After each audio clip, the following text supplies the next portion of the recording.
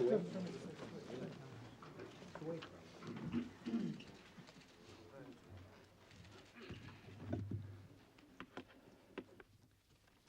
afternoon.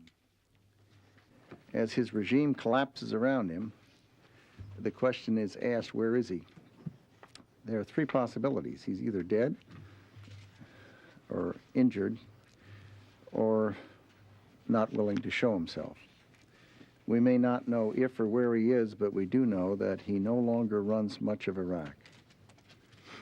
His forces continue to surrender and capitulate. His regime is running out of real soldiers, and soon all that will be left will be the war criminals.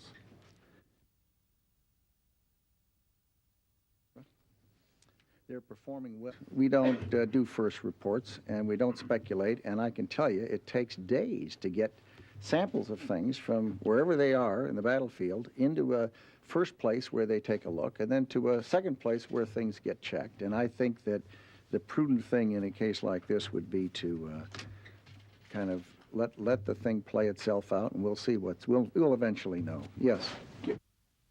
We dropped 2 weapons on this target, but missed the first time, as you can see from the... And it will soon be giving the gift of freedom to the long-oppressed Iraqi people. We believe that the reign of terror of Chemical Ali has come to an end. To Iraqis who have suffered at his hand, particularly in the last few weeks in that southern part of the country, he will never again terrorize you or your families. Remove Saddam Hussein from power and give Iraq back. And I don't think it would necessarily hinge on Saddam Hussein.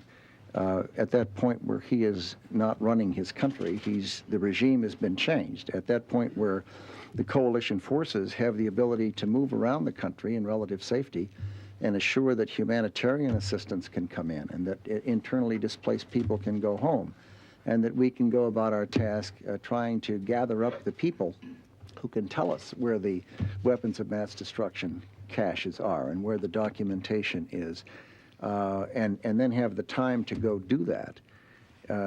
It seems to me that takes a little bit of time, so I wouldn't think that there'd be a likely early declaration of that type. About I'd want to correct it because I don't have the names of anyone who has any American prisoners of war